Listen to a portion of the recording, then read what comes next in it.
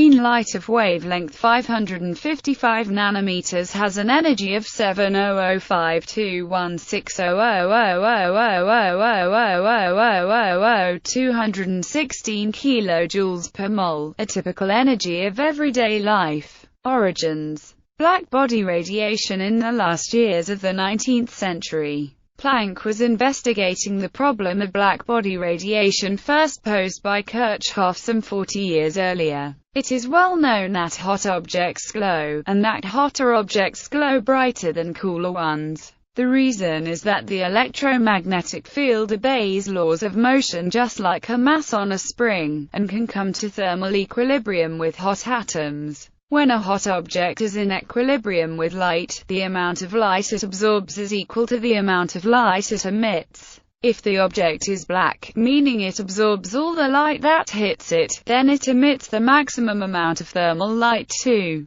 The assumption that blackbody radiation is thermal leads to an accurate prediction. The total amount of emitted energy goes up with the temperature according to a definite rule, the Stefan-Boltzmann law. But it was also known that the color of the light given off by a hot object changes with the temperature, so that white hot is hotter than red hot. Nevertheless, Wilhelm Wien discovered the mathematical relationship between the peaks of the curves at different temperatures, by using the principle of adiabatic invariance. At each different temperature, the curve is moved over by Wien's displacement law. Wien also proposed an approximation for the spectrum of the object, which was correct at high frequencies but not at low frequencies. It still was not clear why the spectrum of a hot object had the form that it has. Planck hypothesized that the equations of motion for light describe a set of harmonic oscillators, one for each possible frequency.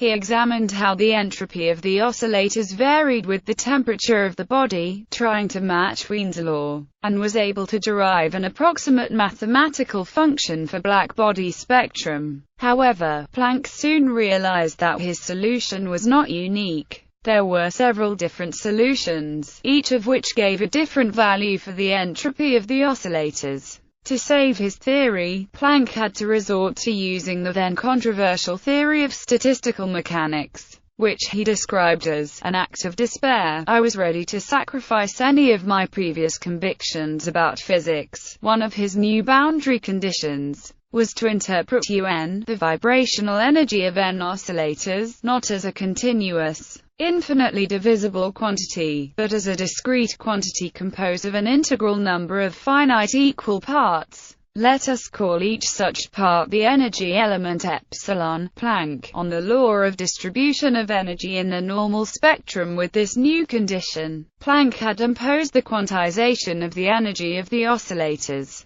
A purely formal assumption. Actually, I did not think much about it, in his own words, but one which would revolutionize physics. Applying this new approach to Wien's displacement law showed that the energy element must be proportional to the frequency of the oscillator. The first version of what is now sometimes termed the Planck-Einstein relation. Planck was able to calculate the value of h from experimental data on blackbody radiation. His result, 696665500000000000000000000000000000000000000000000000000000000000000000000000000000000000000 times 10⁻34 Js, is within 1.2% of the currently accepted value. He was also able to make the first determination of the Boltzmann constant Kb from the same data and theory. Prior to Planck's work, it had been assumed that the energy of a body could take on any value whatsoever, that it was a continuous variable. The Rayleigh-Jeans law makes close predictions for a narrow range of values at one limit of temperatures,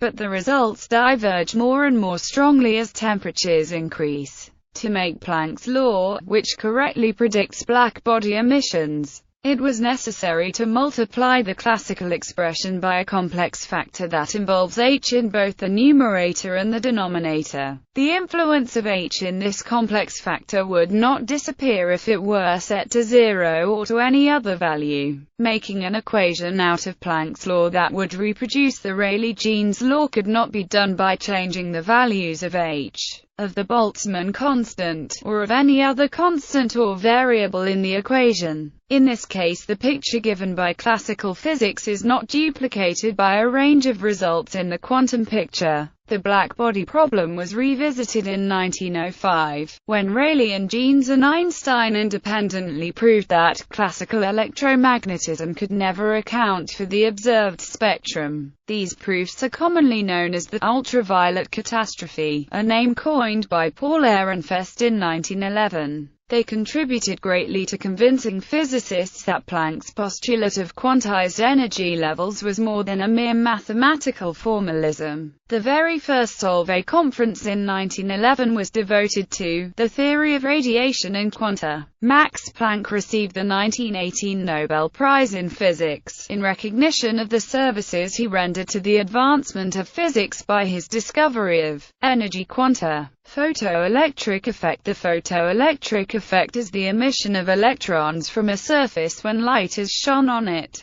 It was first observed by Alexander Edmund Becquerel in 1839, although credit is usually reserved for Heinrich Hertz, who published the first thorough investigation in 1887. Another particularly thorough investigation was published by Philip Leonard in 1902. Einstein's 1905 paper discussing the effect in terms of light quanta would earn him the Nobel Prize in 1921. When his predictions had been confirmed by the experimental work of Robert Andrews Millikan, the Nobel Committee awarded the prize for his work on the photoelectric effect, rather than relativity, both because of a bias against purely theoretical physics not grounded in discovery or experiment, and dissent amongst its members as to the actual proof that relativity was real. Prior to Einstein's paper, electromagnetic radiation, such as visible light, was considered to behave as a wave, hence the use of the terms frequency and wavelength to characterize different types of radiation. The energy transferred by a wave in a given time is called its intensity. The light from a theater spotlight is more intense than the light from a domestic light bulb, that is to say that the spotlight gives out more energy per unit time and per unit space than the ordinary bulb, even though the color of the light might be very similar. Other waves, such as sound or the waves crashing against a seafront, also have their own intensity. However, the energy account of the photoelectric effect didn't seem to agree with the wave description of light.